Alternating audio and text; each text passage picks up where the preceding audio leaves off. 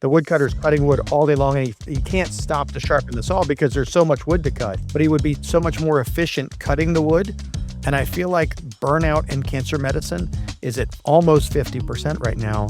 And the physicians are screaming, I cannot cut any more wood. This is the saw that needs sharpened. And it's an hour on a Saturday morning, 30 minutes, 15 minutes at night, just playing with one of these tools. It actually becomes real and comes to fruition when we have digital twin tumors and digital twins of our patients, and we can really have the right decision made at the right time instead of trialing it out first on our patients and then figuring out it did or didn't work afterwards.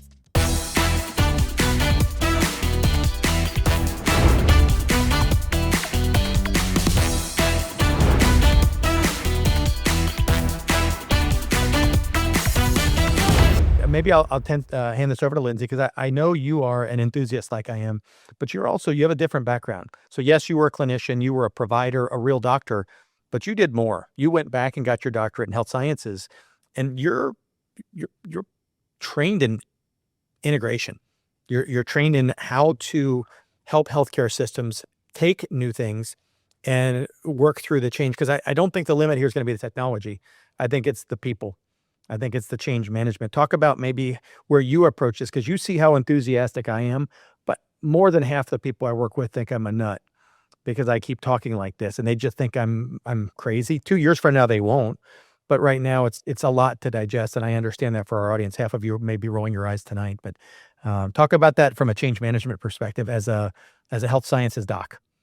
Yeah. So I think, healthcare has always moved a lot more cautiously than other industries just because the mistakes carry human consequences. And so we do see the potential here where it's arguably the biggest benefit we could have if we implement these and do them right.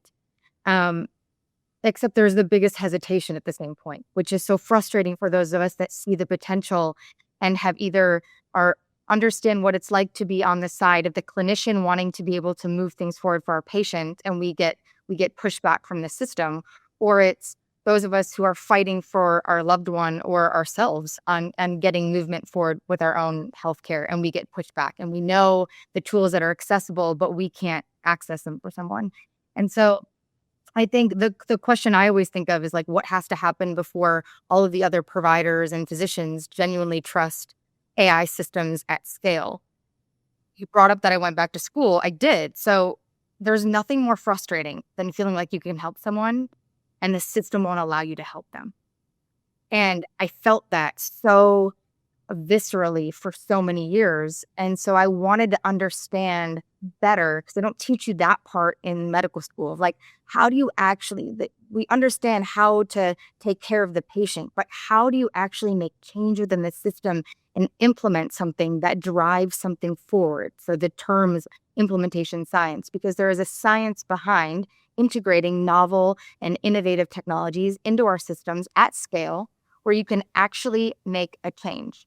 And I would say arguably one of the most frustrating things that I've dealt with in years of even being in NGS and early cancer detection is this concept of people saying that, oh, this type of stuff is going to close the disparities gap. And in theory, that sounds great. But realistically, it's not going to close the gap. Only the people in the ivory towers that have access to that type of medicine are going to seek the benefit. And so how do you actually use something that is novel? And Scott, you mentioned earlier, I can't remember if it was in our pre-show or when we started, but about taking this concept of being able to do reads and looking at the genome and for $5 versus it being $1,000 test. Like, that is game changing. So how do we actually implement that? And there are a lot of barriers for it. We can talk about all day how easy it is. And I love the analogies you used. And I've done the same thing on how do you take something really complicated in the oncology space and distill it down into something that can be well absorbed by a patient, which is great. I think all clinicians should be doing that. If they're not, it's super easy. You can build the folders like we talked about. You can tell it what you want it to say and how you want it to give you your outputs. But the other part is using a lot of these tests and technologies, you have to go through a lot of regulatory hurdles, and it takes a lot of money and a lot of time. And by the time you make it to that point, there's a lot of people that could have gotten helped in the meantime. And so when I sit in a lot of these rooms with FDA workshops and so forth, it's really talking about where we have the balance, because we can't do everything perfect every time. So one of the things that I like to pressure test when I'm in these rooms is like, do you think that explainability matters more than accuracy, or vice versa? Do you think that specificity, when you take it a little more clinically, is more important than sensitivity? And of course, I can nerd out all this over all day, because it depends on the patient you have in front of you and depends on the test that you're working on. But from like a broad perspective, I'm interested in like having that type of conversation with you all. And if you have your own view on, does explainability matter more than accuracy, or maybe an easier way to start is, how do we responsibly deploy the systems that are probabilistic by nature in an environment that we know is demanding precision? So in general, how do you take a probabilistic decision engine and bring it in, right? And I see this a lot, in customers I talk to. I probably talked to like 300 in my time here at Cloud. And what I say it comes down to, Lindsey, is like, we work with things we don't understand every single day and make life or death decisions, health and wealth decisions, and liberty decisions every day. We have no idea how it works. It's a human brain, right? And for some reason, for mechanical things, we're like, we want to know exactly what neurons fired when and how it works. And what we're starting to see is like, it's becoming so smart and so much more adept at finding patterns than we can, right? It's definitely in a lot of areas a heck of a lot smarter than I am, right? And it's going to continue to pass it. And so now, if it tries to explain it, we may not even understand it, right? So now it's just sort of look and say, okay, I have a smart person that just said this, right? And that's a hypothesis. How do we as humans take the hypothesis in our decision framework and consider it, and then make a recommendation, right? And so what you're finding is a lot of things that have to do with regulated industry, health, wealth, and liberty. Those decisions, I think, they're still people first, but can we then now start to use AI where it's actually very helpful in allowing them to make the decision, in a better way that has some evidence, right? So if you're missing evidence, how do you interrogate, you ask questions to get more evidence, but at the end of the day, the tumor board or the team has to make the decision and make the call, right? That's less so in consumer industries where you don't have regulated, and the decisions are, well, what flavor of popcorn should you get? I don't know, try this one, right? But I think if you get into the regulated industry, we're finding is that, like, for example, Stanford Tumor Board, I work a lot with them. And I thought, as being that tech nerd, oh, this would be great. We're going to get all modalities of data. We're going to get the DNA. We're going to get all this stuff, physical real world evidence. I'll be able to diagnose. Here's the recommendation. They didn't want any of that. Instead, they're like, no. You know all the paperwork you have to do for a tumor board, all the documentation you have to do, all the research you have to do. Can you do that? And then pull that together and just put in a nice, neat, beautiful website that lets me click through. And as I'm making my case and talking about it, go do research for me, but let me make the decision. And so AI is all about enabling to bring to the decision. And once you make the decision, documenting it, communicating it, and sharing it, and logging it. But the actual decision were the humans. So I find it so interesting, Lindsey, is that you bring these things in, and if it can't explain itself, I think at some point to reach where we can't understand it, right? It'll be smarter than us. How do you bring that into us and allow us to make progress as a human race? And that's where it's coming in. And I think there's a lot, even some colleagues in Google and elsewhere said, no, we can explain everything. I'm like, I'm not so sure, right? And so I look at it more about, as a colleague who's brilliant, if you ever manage researchers or manage college students, they're smarter than you. And how do you manage them? And then how do you bring their recommendations, suggestions into a process? Right. I love that. But there's a lot of focus on, show me exactly what neurons fire. I think it's kind of misdirected. And that's my personal view. I think it's a strong point. I'm an oncologist, and I'm not sure we even understand how rituximab works. We have a general idea that sort of does a lot of things down here, and ADCC and all. Yeah. We're not super clear on a lot of these things. And so I do think that that's a popular thing that's come up over and over, because people who want to dig in and poke holes, I would push back a little bit at those people and say, what's the greater good? Where's the greater good served? And yeah, to go back to Lindsey's life in diagnostics, I understand there's some trepidation about MCED, and I speak on it all the time. I've done a bunch of webinars on it. I'm a believer, but I always say they're not quite ready for prime time yet in an unscreened population because they're still only catching 14% of breast or prostate. Those don't shed yet. I think the ultimate tools will be when you put polygenic risk scores next to proteomics, next to fragmentomics, next to DNA methylation, and now you got a score. And I'll use an example. There's a woman, another one, Scott, on our editorial board for AIPO, brilliant woman named Connie Lehman. She's a doctor at Mass General. She, I think, was chair of radiology for some time. Connie's got a fantastic tool that's validated, which just added to NCCN guidelines, level 1 evidence, and it is a single mammogram assigning a risk score for the next 5 years.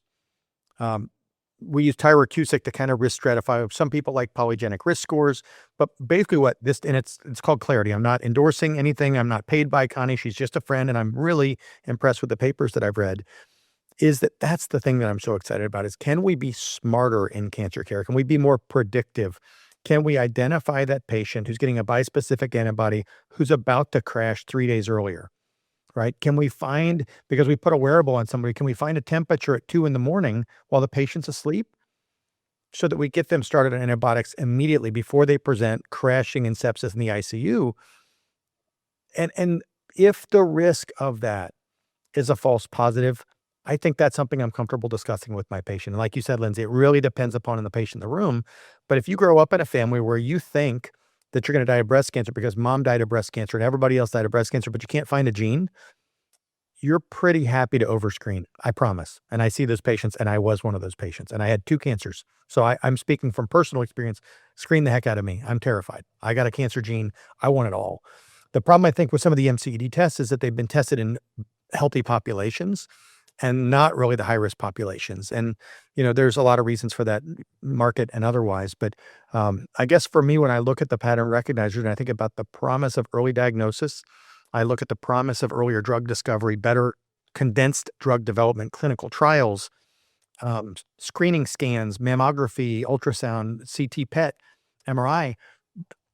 On margin, greater good is being served if we can make smarter decisions and drive smarter cancer care. So I love the work that you guys are doing, and I'm certainly an early adopter, and people can be they can clap for it or be critical of it. I get both in my regular life. It doesn't mean I'm wrong, that there is promise here, and that the more clinicians are involved early, the more we address the things that they're concerned about, Lindsey, like bias, like black boxes and explainability and those things. Because if Google has 40 physicians in the room, and I know you have 400, most of them are from Stanford, I know, you're going to design a better tool.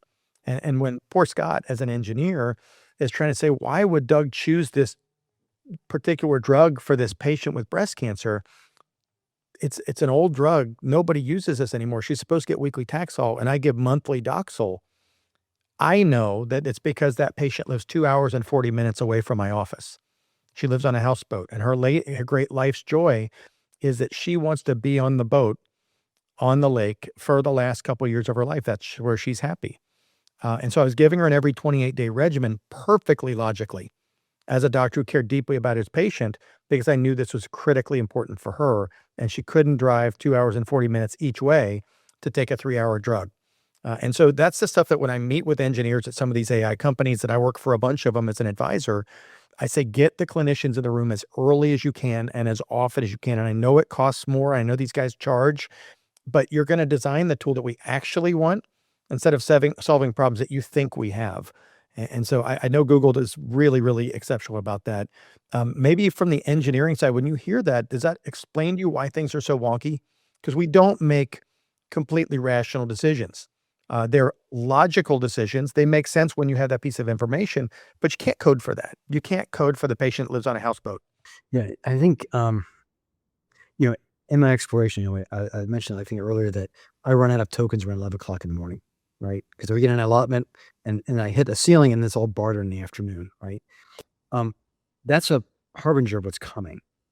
And so what it comes down to, Lindsey, is let's say you can get a very high, specific score, 99.9% accurate, but it's a tool for you, right? And you wouldn't run a tool like that across the entire population in the US because you get so many false positives. You create more noise than good, right?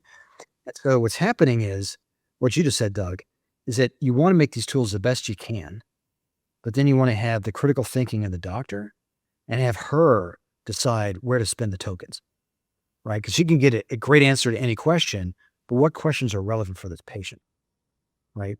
And just doing a blanket diagnosis. Everyone should take this test. Well, look, it's false positive. I don't like the Grail score because look at all those problems. I'm like, it could be a very diagnostic tool in terms of maybe it's not just diagnosing, maybe it's a different purpose of the tool, but it's a fantastic tool, right? And I think we're finding now is that if I'm running into the token issue, it becomes, that's the scarcity now. You may feel it, Doug, you and I, we push the frontier, you feel it in your credit card. But at some point your credit card is not enough. There are people with cash, you can't get chips, right? Billions of dollars sitting on the table in sovereign nations, they can't get the chips. And if they had the chips, they're bombed. I mean, this is a real story, right? So tokens are becoming a big thing. And now it's about, as a physician, if I have all these great tools, one, how do I educate you on what the tools do? How do I tell you where specific, what's a probabilistic, what's the outcome of this, right?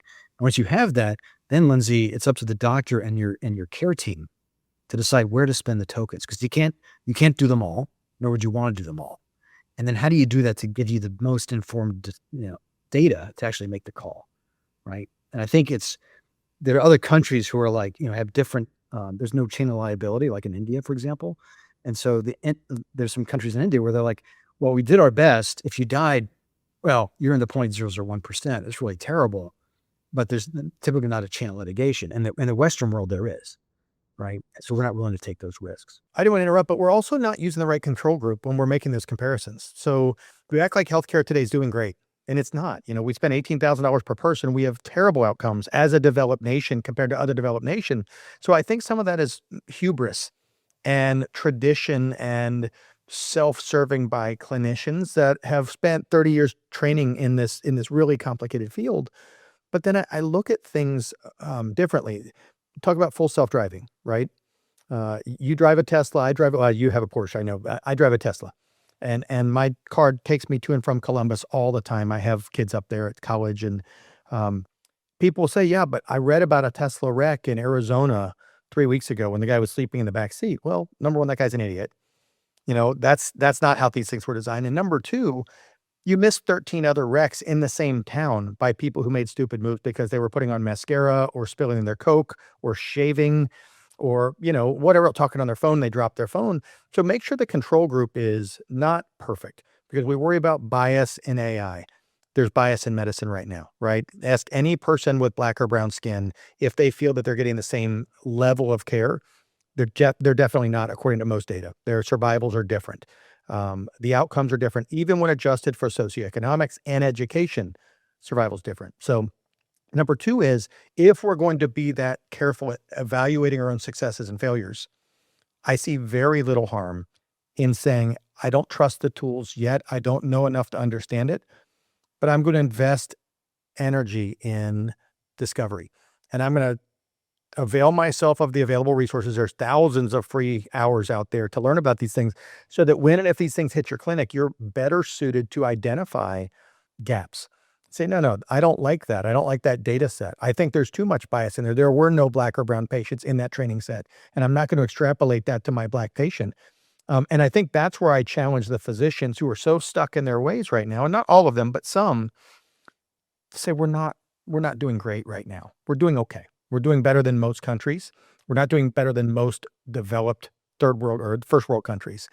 And so what is the harm? And my life's work is trying to get people curious enough with conversations like this with the two of you, and people will recognize how intelligent you guys are, is to say, is it possible that putting in a little bit of time to experiment for yourself, to upskill yourself, puts you in a better place to make those life and death decisions later? I fervently believe that it is. And I know you guys do too. That's why we're friends. That's why we're on here. It's because we're trying to change the world, but not everybody loves being changed. And so the best thing I know how to do is say, low risk, don't buy a single tool.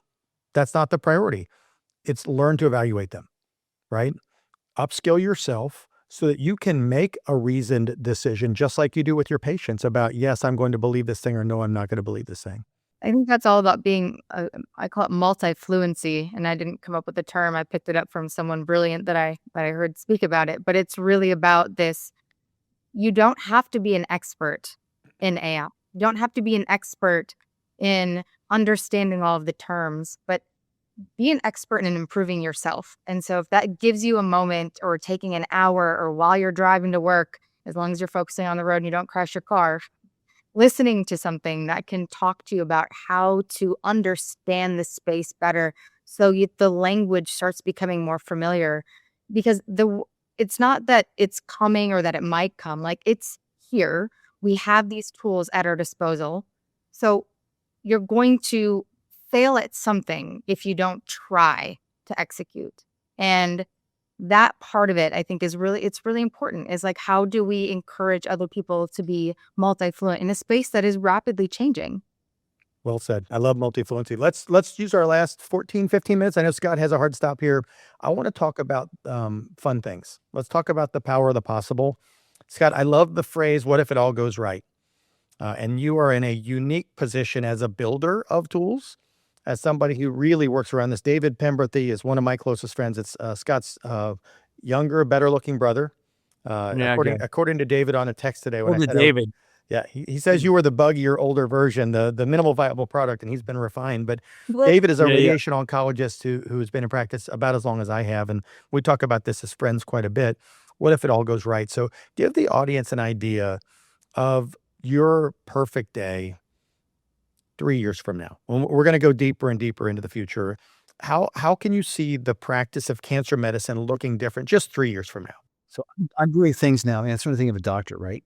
Because I think what I'm seeing now on things like, open evidence, right? So open evidence, a lot of people try to do what he did, and he's a student and he just built it.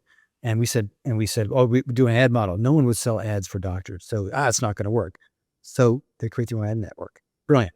But what's now happening is we used to do NCCN guidelines. You've got, Gray's, you've got the anatomy book, you've got all kinds of things. And now you'll have in your hand, in your phone, right? As easy as Claude or Gemini, some of the best second advice in the planet for pennies, right? Every doctor's going to have that in their phone, right? Or on their watch.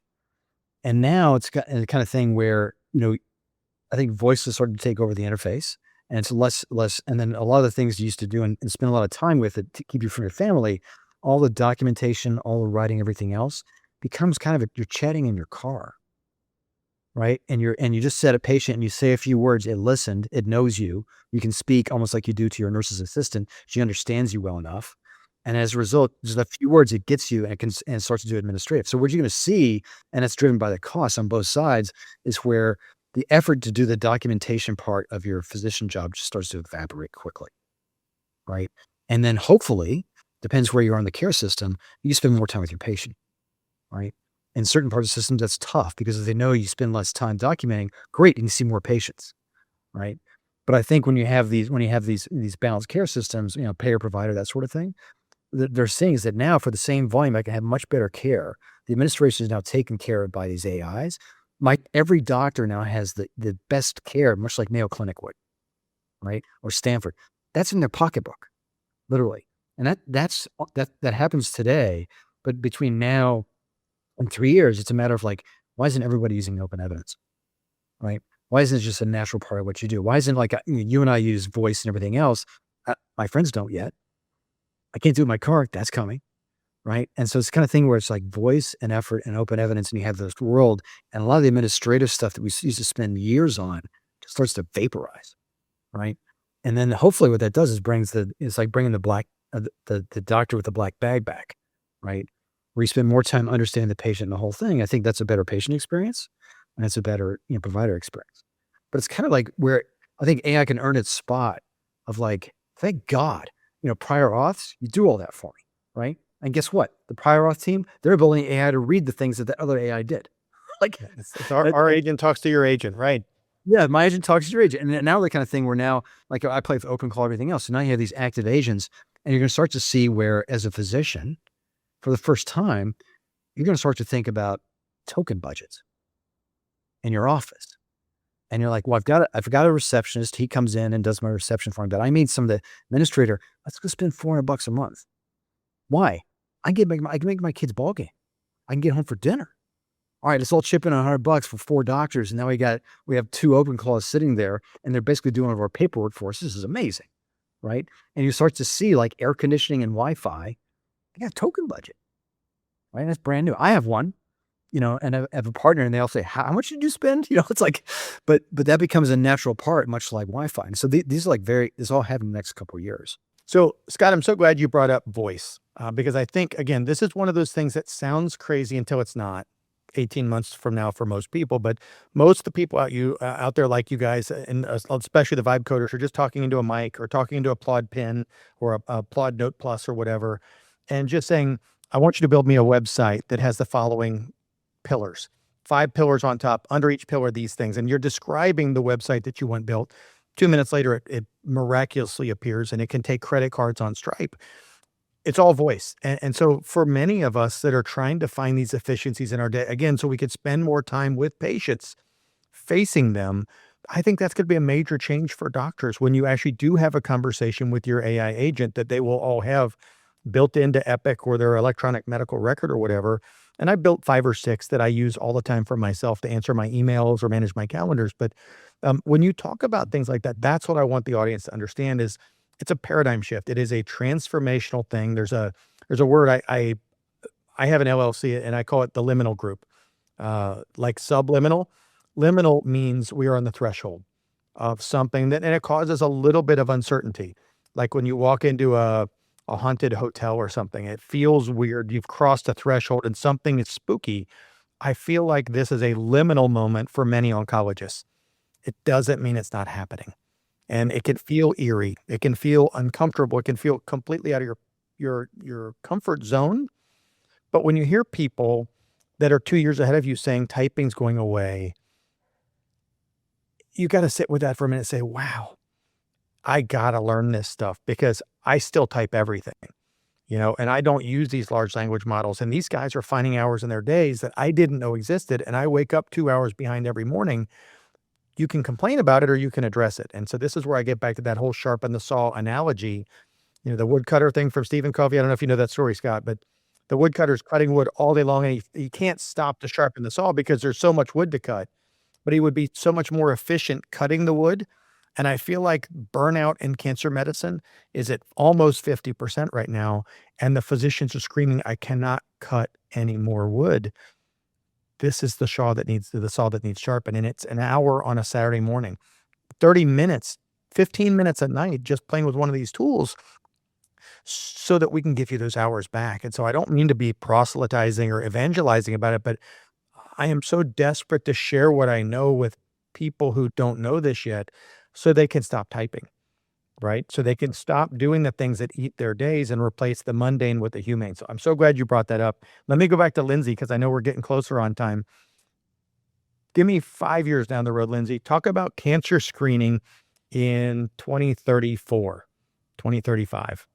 I guess that's not 5 years. It's close. So, I envision a space where we can loosen the strings on protecting these very specific populations of patients that are allowed to be screened or not screened.